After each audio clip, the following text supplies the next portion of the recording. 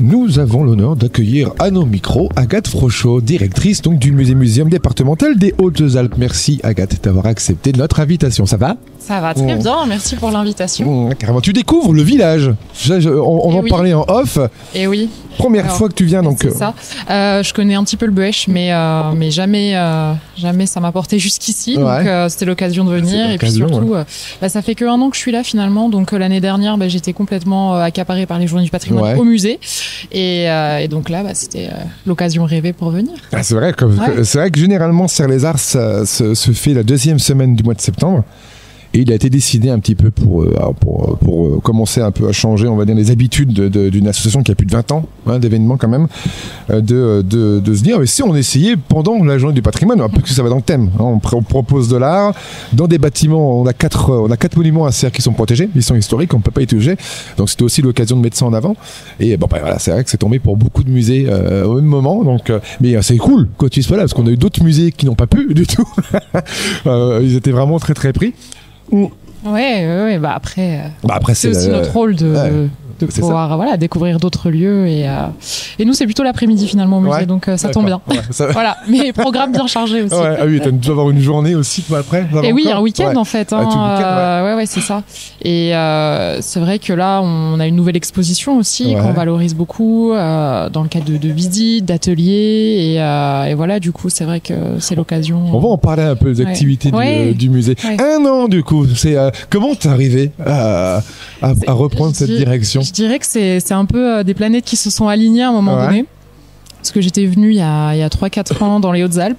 À l'époque, je cherchais un nouveau sujet de recherche pour poursuivre une histoire de la photographie en montagne. J'avais déjà beaucoup bossé sur les Alpes, mais suisses. Et je commençais à m'intéresser au parc des Écrins. J'avais rencontré un groupe de chercheurs qui travaillaient sur les glaciers, qui cherchaient un peu à développer une approche interdisciplinaire. Et puis moi, j'avais ce profil de sciences sociales.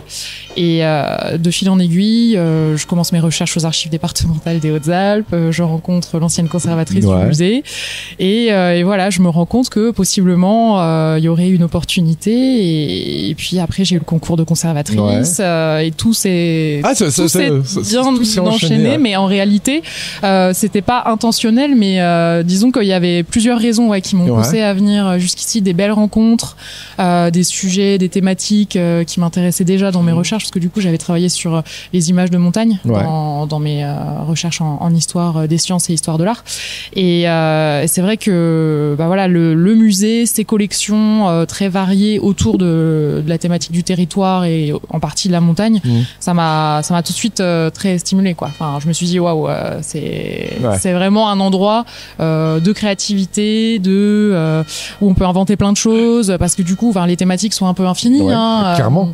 Et puis on le voit avec le festival d'aujourd'hui, c'est inspiré de tout ça, donc. Ouais, c'est ça, parce que vous avez aussi l'aspect un peu historique, j'imagine, si vous investissez des lieux de patrimoine et en plus de ça, la création qui vient les interroger. Les résidences de Serre-les-Arts qui tournent, donc ça s'appelle Regard sur le territoire, où une partie des résidents de chaque année doit faire un travail autour du décor. Voilà. Et généralement avec la matière du décor aussi, c'est impératif. On a une œuvre de Roger Rigord là, que tu vas certainement la voir d'une ancienne exposition, mais elle fait encore partie évidemment du Sentier des Arts. Là on rajoute 2 œuvres cette année à Serre-les-Arts, ça fait donc 14 œuvres intemporelles qui sont exposées dans les ruelles, dont une de Roger Rigord qui a construit donc une énorme comme un essaim en fait, mais uniquement à partir de matière brute. Qu'il a été chercher lui-même dans les rivières et dans les forêts. Il faut la voir, il faut vraiment que tu ailles voir cette œuvre, elle est dans les vieilles ruelles, elle est vraiment impressionnante. Mais donc t'es native des Hautes-Alpes? Non, c'est ça le plot twist, c'est que en fait moi je suis arrivée là par des intérêts de sujets, mais je viens du Jura, j'avais jamais vécu dans les Hautes-Alpes, la région PACA c'était très très loin de mes repères, et voilà, c'est des connexions qui font que tu te dis tu découvres un décor de fou, c'est possible, et c'est un défi fou quoi. Mais c'est vrai que je connaissais, alors j'ai envie de dire clairement classiquement comme beaucoup de néo-haut-alpins parce que j'avais déjà fait des vacances ici ou autre, tu vois. Petite randonnée, etc. Randonnée sur le nord du département, à la Grave. Mais voilà, c'est autre chose d'y habiter, de découvrir le territoire en profondeur, et puis tous les gens qui vivent à l'année, quoi, parce que c'est un territoire qui vit quand même. Ah oui, il à bouge, l'année. c'est clair. Même si nous, au musée, on se rend compte aussi qu'on est quand même beaucoup sur des rythmes touristiques, dans le sens où toutes les périodes de vacances sont des périodes de fréquentation plus importantes, mais on a quand même un intérêt à produire des événements, des propositions toute l'année pour les habitants, les habitantes qui sont là tout le temps, quoi, notamment les familles, entre autres. Et d'ailleurs, on est malheureusement, j'ai envie de dire, un des seuls musées qui est ouvert aussi toute l'année sur le territoire, mais parce que aussi il y a des plus petits musées que le nôtre, mais je trouve que c'est important quand même de pouvoir avoir un accès permanence. Avoir un accès permanent, c'est un service public, on est d'intérêt général. En plus, du coup, nous, par rapport à la population d'ici, en fait, on donne quand même des clés de compréhension de toute l'histoire du territoire depuis la préhistoire, et encore, on peut remonter encore plus loin, parce que avec le muséum, finalement, on peut raconter toute l'histoire naturelle des Alpes, des Hautes-Alpes. Il est centré principalement sur ça, un peu le muséum pas vraiment, non. Il est vraiment... en fait, il est encyclopédique tel qu'il avait été...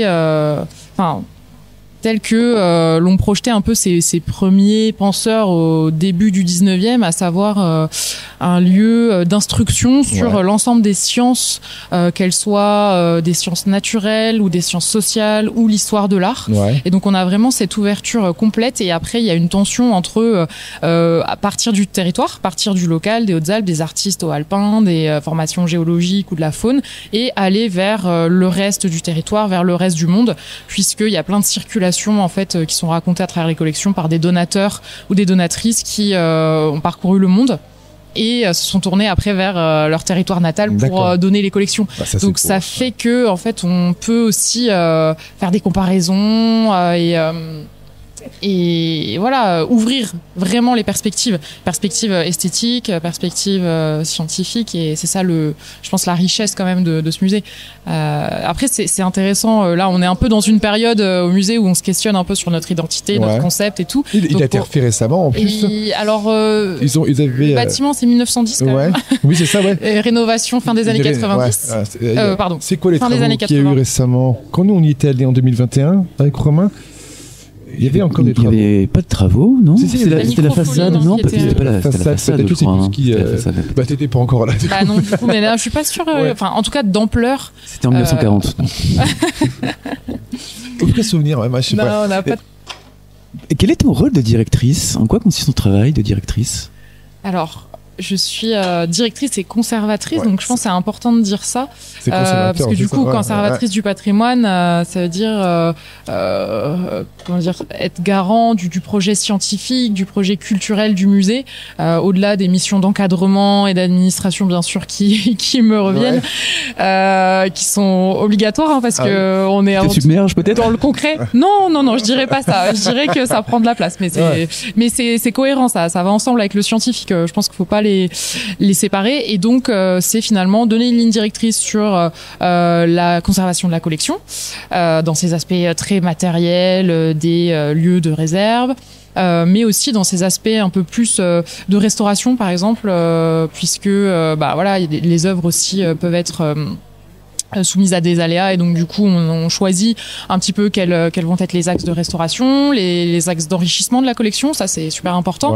C'est en lien avec le concept. Si on définit bien notre concept, on sait que on va continuer à acquérir des œuvres de tel artiste, ou alors on va explorer un nouveau champ un peu par exemple des objets ethnologiques. C'est vrai qu'on en a pas beaucoup qui racontent les migrations des hauts-alpins vers les Amériques ou vers des territoires on va dire les migrations un peu plus ouvrières, migration de misère. On n'a pas trop ce genre de choses, donc on peut se dire demain on pourrait dire est-ce qu'on décide pas d'acquérir aussi des objets qui témoignent de cette histoire-là. L'ethnologie, la sociologie du peuple alpin, assez riche en plus de ça. Il y a quelques assos à Serres qui pourraient être intéressés. Il y en a en fait dans pas mal de vallées de massifs. Les amis de Serres qui sont membres du collectif Espace Multiculturel, et puis du coup aussi partisans et aides de Serres-les-Arts, parce que beaucoup d'entre eux proposent justement des bâtiments pour les expositions, font un travail de recherche dingue, parce que des petits anciens qui font leur mais ils proposent tous les 3 mois un petit magazine. Et là,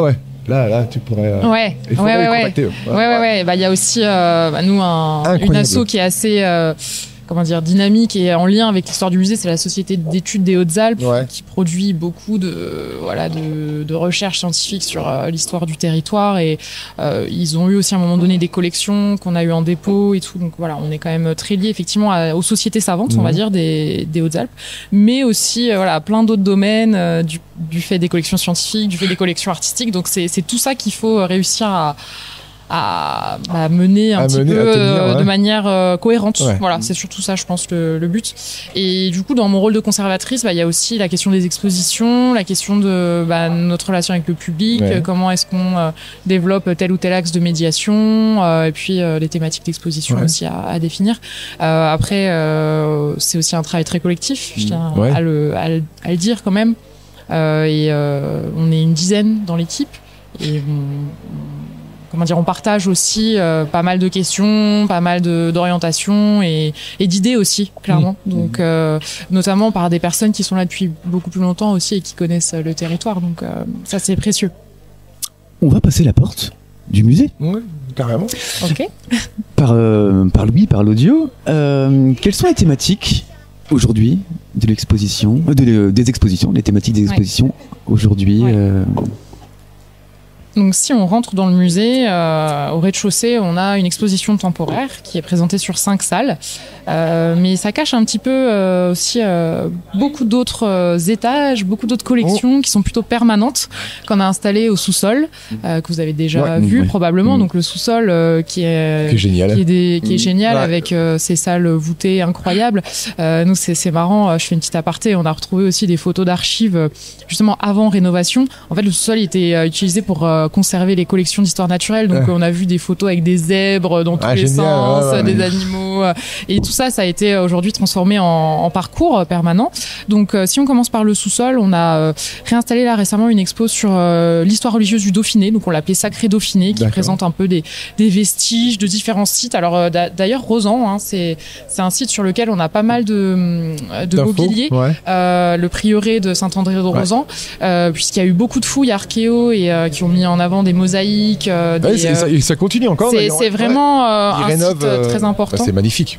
La porte du 14e, qu'ils ont encore aussi une partie de la porte du 14e qui est encore debout. Ouais. Donc on peut pas tout leur prendre. Je pense pas qu'ils pourront la bouger, mais t'as un bout en fait de la porte qui est toujours accroché. Donc du coup on raconte un petit peu ces histoires-là aussi qui donnent envie aux visiteurs d'aller découvrir par eux-mêmes les sites, d'aller à Rozan, d'aller à la cathédrale de Gap, etc. Donc on a une partie effectivement plutôt archéo et puis après un parcours d'histoire naturelle. Donc on commence à représenter les collections d'animaux, que ce soit de la faune locale, la faune domestique ou bien justement de la faune exotique avec toutes ces donations de voyageurs. Et quand on monte, en fait, on arrive sur notre vraie nouveauté là depuis quelques mois, qui est une exposition qui s'appelle Nuit et qu'on a co-produit avec le Muséum national d'histoire naturelle à Paris, qui avait déjà imaginé cette exposition il y a quelques années, mais qui en fait cherche aussi à l'adapter à différents lieux, en correspondant aussi aux intérêts des territoires. Donc nous, étant donné la dynamique aussi de l'astronomie, toute la faune nocturne assez importante qu'il y a dans les Hautes-Alpes, et puis on a toute une partie sur l'anthropologie qui est vachement intéressante. Je pourrais y revenir peut-être un peu plus longuement parce qu'il y a une collaboration avec une artiste pour essayer de développer un peu l'imaginaire de la nuit, des créatures fantastiques de la nuit qu'on a pu retrouver en fait dans des enquêtes ethnologiques qui ont été menées dans les années 60 dans les Hautes-Alpes par un ethnologue qui s'appelle Charles Joesten. Je sais pas, peut-être vous connaissez. Il est passé par ici aussi. Il a sillonné tout le Dauphiné, donc Drôme, Isère, Hautes-Alpes, à la recherche de récits fantastiques en fait qu'il a inventoriés, qu'il a retranscrits à l'aide d'informateurs et tout ça. Ça m'intéresse. C'est vraiment une mine d'or ce travail. Comment il s'appelle ? Il s'appelle Charles Joesten, donc c'est Joisten. Joisten. S-T-E-N. Voilà. Génial. Et donc ce gars-là, il a collecté plein de récits et dont des créatures fantastiques de la nuit. Ouais. Donc on en a choisi quelques-unes et puis on les a présentées. On a retravaillé sur les récits des habitants d'il y a 60-70 ans avec une artiste justement qui a remis en voix un petit peu tous ces témoignages d'un patrimoine immatériel malheureusement qui a un petit peu disparu clairement, à part le loup-garou Qui bougera jamais. Qui n'a jamais disparu, qui est toujours là. qui n'a jamais disparu. On en a un tout à l'heure en direct avec nous, d'ailleurs, à minuit. Voire même qui a... Il est même venu le matin aussi. qui s'est développé, qui s'est étendu. Ouais. Et donc, c'est vrai que l'artiste, elle, pour le coup, elle a fait une résidence aussi, mais pas sur Gap, sur le Kera. Ouais. Et un petit peu en essayant d'aller voir les habitants, savoir si ces histoires étaient toujours racontées. C'est vrai qu'on s'est rendu compte que non, en fait, il n'y avait pas eu de transmission de ces histoires-là. Et Dommage, c'est vrai qu'à ouais. l'époque, les informateurs, ils étaient déjà des personnes de 60-70 ans dans les années 60. Donc bon, au final, on sent qu'il y a eu une rupture. Et donc là, l'idée, c'était de remettre un peu de manière poétique, un peu en valeur tous ces récits-là, quoi.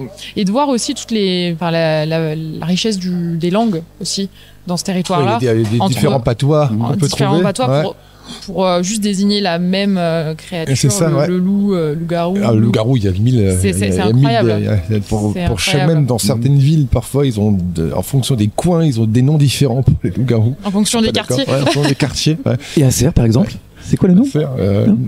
Aussi, je crois que c'était surtout une zone de sorcières. Ah. C'est ce qu'on a comme histoire. On avait beaucoup de sorcellerie apparemment ici. Via le pic de Beaumont, il y avait beaucoup de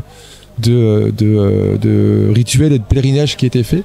Et donc, la forêt du Pic, on avait pas mal de sorcières ici.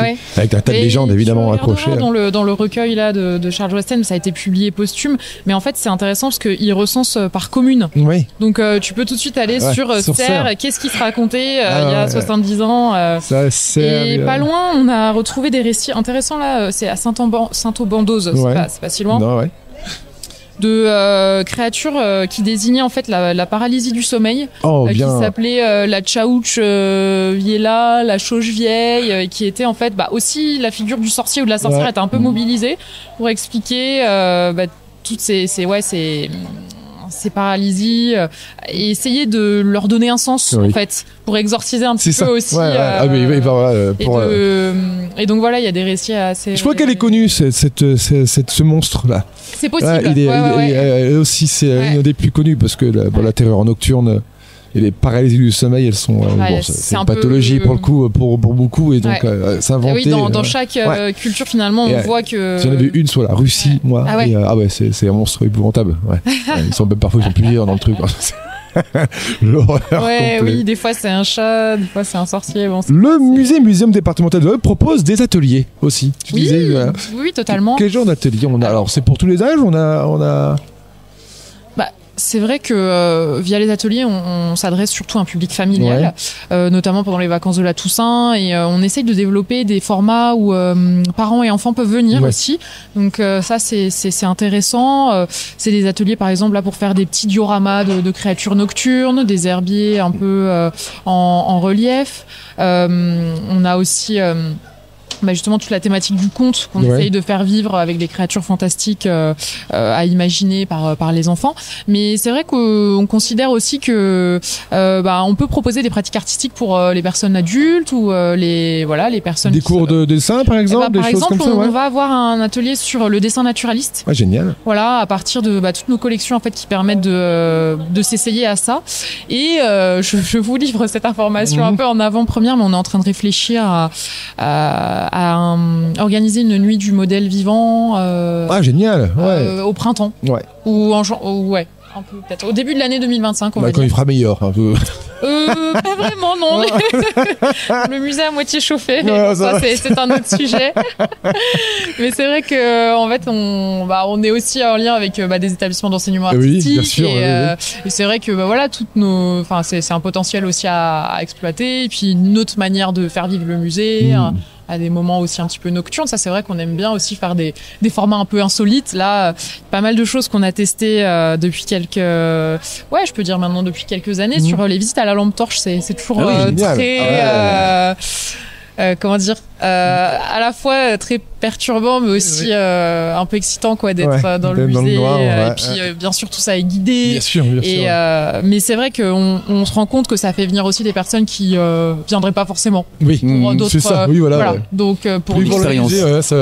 Pour l'expérience, exactement. Donc, c'est comme les repas déjeuner dans dîner dans le noir. Et ça permet d'avoir une perception différente aussi. Ah oui. Totalement. D'un artiste, de l'art, lorsqu'il y a une luminosité singulière et particulière. Totalement, ouais. On avait pas mal travaillé sur les sculptures de Jean-Esprit Marcelin là dans la dernière visite à la Lampe Torche, et c'est vrai qu'il y avait une œuvre en tout cas qui était qui brillait parce qu'on arrivait à voir beaucoup tous les matériaux. Et ce qui était intéressant aussi, c'est qu'on est passé dans la salle Beaux-Arts, donc où on a nos peintures, et on avait bien sûr donc des petites lampes torches là pour observer tout ça. Et c'est un peu des outils qu'utilisent les restaurateurs du patrimoine aussi pour aller voir un peu les détails, des toiles avec la lumière rasante et tout. Donc c'était un peu une vision sur la texture des œuvres, et qui correspond aussi à, pour le coup, une pratique professionnelle dans les musées, quoi. Donc ouais, c'est très riche ce genre de moment. Il nous reste 5 minutes. Déjà déjà, ça passe à une vitesse incroyable. On va revenir un petit peu sur Saint-Lézard. Tu ne connaissais pas du tout l'association? Tu l'avais entendu un peu parler avant? Oui, j'avais entendu parler à l'occasion des 20 ans l'année dernière. Et puis, Jules Pro était venu au musée parce qu'on avait fait un peu à un moment donné un projet pour mettre en valeur des actions culturelles sur le territoire. Voilà. Mais pas plus, malheureusement. D'accord, voilà, c'est l'occasion. Mais oui. Jules était là il y a quelques minutes. Tu vas aller te balader? Tu vas aller te balader. Bien sûr. Tu vas certainement tomber sur lui. Bien sûr. J'ai commencé par le lavoir aussi. Là, sur l'eau. Très très belle. Ouais. Très très magnifique, belle découverte. On a fait le vernissage hier. Paul Richer qui a monté ça, un très beau travail de recherche aussi sur l'eau. Évidemment. La rareté de l'eau. Ouais, la rareté de l'eau. Le rendu d'exposition de Camille Castillon aussi, qui est à la MJC. Du coup, c'est plus là-bas, du coup, ça. Pour le coup, c'est vraiment réhabiliter une partie du village qui n'était pas vraiment mis en avant. Et là, on commence à réhabiliter vraiment des coins. Maurice Soperone, italien, qui avait aussi commencé à habiter toute la digue avec des structures en bois et des igloos et compagnie. Ouais. Okay. Faut que tu ailles voir ça. Tu as 2-3 œuvres majeures, très matérielles pour le coup, vraiment très physiques, qui sont tout à l'heure quand on s'est retrouvés. Tu étais devant l'œuvre de je ne sais plus comment elle s'appelle. Oui, qui était autour de la montagne, qui est juste faut mettre sa tête dedans qui est juste derrière, ouais. Je sais plus, mince. Oh, va m'en vouloir, je me souviens plus d'elle. Si tu m'entends, je suis désolé. J'ai tellement de noms dans la tête. Ça me reviendra, je le dirai tout à l'heure en direct. Et nous, on avait rencontré le musée en 2021 pour les expositions de Paul Richer, Valérie Bourret, d'autres artistes aussi, donc qui sont membres fondateurs de Saint-Lézard. Tu les verras certainement à midi. Tu peux avoir un repas ici avec. Vous allez déjeuner ensemble? Vous allez totalement déjeuner ensemble. Il y a le repas c'est à la Berger Latour qui nourrit le staff et les artistes pendant tout le festival. C'est génial. Et ouais, du coup là, l'art ici à Serres prend un peu sa place dans le. C'est l'événement dans le village. C'est l'événement de l'année. C'est le plus gros festival qui est préparé. Et puis, il y a une trace aussi permanente de tout ça. 21 ans. C'est une présence toute l'année finalement aussi. Avec d'autres sentiers. Il y a des artistes qui exposent de façon permanente. Ouais. D'accord. Déjà en plus en permanence, qui pratique l'art évidemment de manière permanente. On a Eugène derrière toi là qui est sculpteur, qui est aussi un des membres de l'association depuis de nombreuses années. T'as Jules là du coup aussi en lunettes là. Il y a tout un monde d'artisans. Exactement. C'est ça, l'écosystème qui se réveille une fois par an pour retourner ce village. Et puis une mairie, une commune, et puis même les députés qu'on a rencontrés hier qui sont extrêmement impliqués dans un projet comme celui-ci. Et puis j'espère le musée aussi. Oui, il faudrait vraiment qu'on fasse un truc avec. Et il y a des artistes de Serres-les-Arts qui ont exposé. C'est ce que je disais tout à l'heure. Oui. Paul Richer, Valérie Bourret. Donc il peut y avoir une idée de Cépibus aussi. Il y a quelques années. Qui expose aussi cette année. Donc ça peut être une idée, un projet, une collaboration plus poussée. Ouais, totalement. Pour nous, c'est vrai que comme on est aussi musée départemental, on tient à intervenir, autant que faire se peut. C'est pas évident, mais sur tout le territoire, quoi. Et donc du coup, c'est vrai que toutes les idées sont bonnes à prendre. Toutes les forces sont les bienvenues. Ouais, surtout Et ça, les ouais. idées. Il faut des forces. C'est un peu le nerf de la guerre. Serre-les-Arts, on entendra parler et nous, de toute manière, on passera le message de l'association parce qu'ils auront l'occasion d'écouter ce podcast. Nous étions avec Agathe Frochot, conservatrice du Muséum départemental des Hautes-Alpes. Merci. Un grand merci à toi d'être Merci venu. beaucoup. Merci pour tous ces renseignements. C'était merveilleux. Ouais. Merci Et à bientôt. pour Charles. Merci beaucoup, Agathe. À bientôt. Merci À bientôt. à vous. À bientôt.